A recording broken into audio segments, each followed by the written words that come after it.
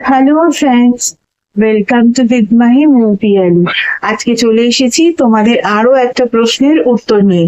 তোমাদের মধ্যে একজন আমাকে প্রশ্ন করেছো যে গত 1.5 বছর ধরে তোমার যে কোনো কাজেই তুমি খুব একটা সফলতা পাচ্ছ না।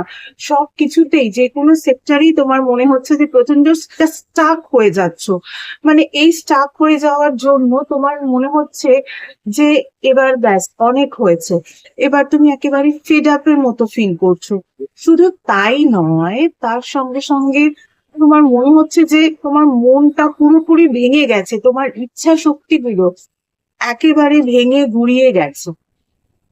তুমি আমাকে জিজ্ঞাসা করেছো আবার নতুন করে কিভাবে নিজেকে এর জন্য বিল্ড আপ করা যায়।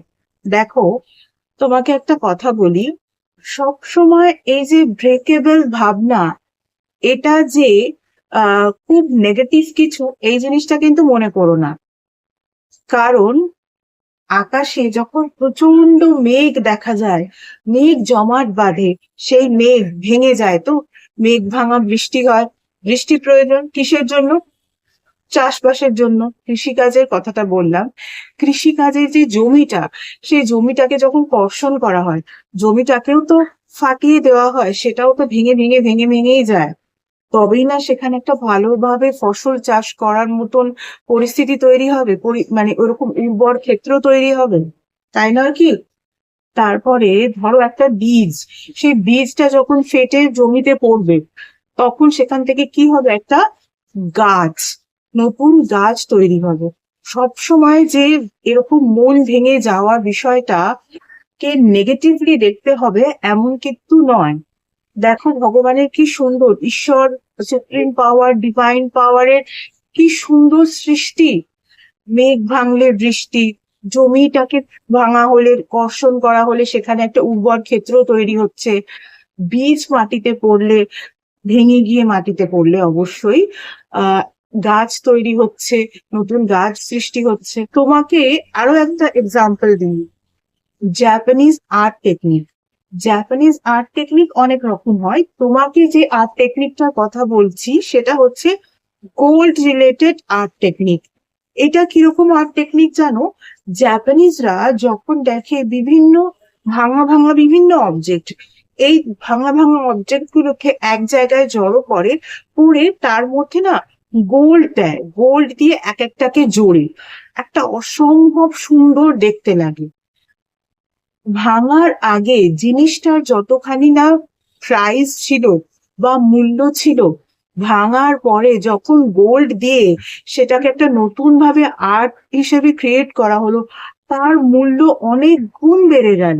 তুমি এভাবে ভাবো যে সুপ্রিম পাওয়ার, ডিভাইন পাওয়ার, উপরে যিনি বসে আছেন, সেই সুপ্রিম পাওয়ার তোমাকে একেবারে ওই রকম ভাবে তৈরি করছেন, ওই রকম প্রিসিয়াস কিছু বানানোর জন্য আগে থেকে একটুখানি স্টাফ এনার্জির মধ্যে হয়তো এনে দিয়েছেন।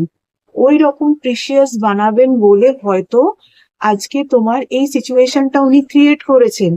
কারণ যখন বড় কিছু অ্যাচিভ করতে হয়, তখন কিন্তু অবশ্যই 4 স্টেপ ব্যাক করতেই হয়। হাই জাম্প, লং জাম্প, এগুলোর কথা তো জানোই। এগুলোতে যখন আর কেউ পার্টিসিপেট করে, তখন কি করে তারা?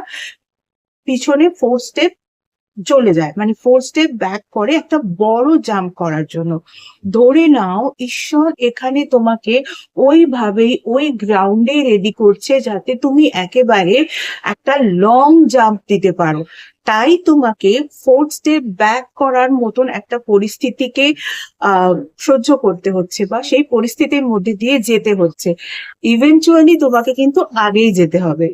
কারণ কে বলতে পারে এটাই তোমার মেইন গ্রাউন্ডিং, তোমাকে ভগবান রেডি করে নিলেন যে এবার যা পরিস্থিতি আসুক না কেন তুমি ভীষণ ইজিলি, ভীষণ ইজিলি সেটাকে একদম ওভারকাম করে ফেলতে পারবে। তাই জাপানিজ এই গোল্ড আর্ট টেকনিকটার কথা সব সময় মনে রাখবে লাইফে। তুমি ধরে নাও সুপ্রিম পাওয়ারও তোমার মধ্যে একটু একটু একটু একটু করে ওই রকম সোনা ঢালছে, তোমার ওই ভাঙা ভাঙা এক্সপেরিয়েন্স গুলোকে একত্রিত করছেন, যাতে এর পরে তুমি যখনই একটা বড় কিছু অ্যাচিভ করবে তখন কিন্তু তুমি সমস্ত কিছু এক্সপেরিয়েন্স গুলোকে কাজে লাগিয়ে সেই অ্যাচিভমেন্টটাকে তার প্রপার ভ্যালিউ দিতে পারো।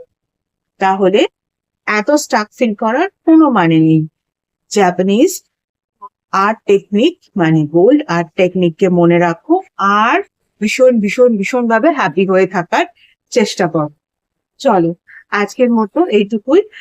গত 1 বছর ধরে তোমরা যেভাবে আমার ফেসবুক পেজটাকে লাইক করেছো, ফলো করেছো, শেয়ার করেছো, নিজেদের বন্ধুদেরকে ইনভাইট করেছো, তাদের বন্ধুদেরকেও ইনভাইট করে নিতে বলেছো, এবং আমার ভিডিওস গুলোকে প্রায়ই তোমরা নিজেদের জীবনে কাজে লাগিয়েছো, তেমনই আমার ইউটিউব চ্যানেলটাকেও কিন্তু সাবস্ক্রাইব করতে হবে।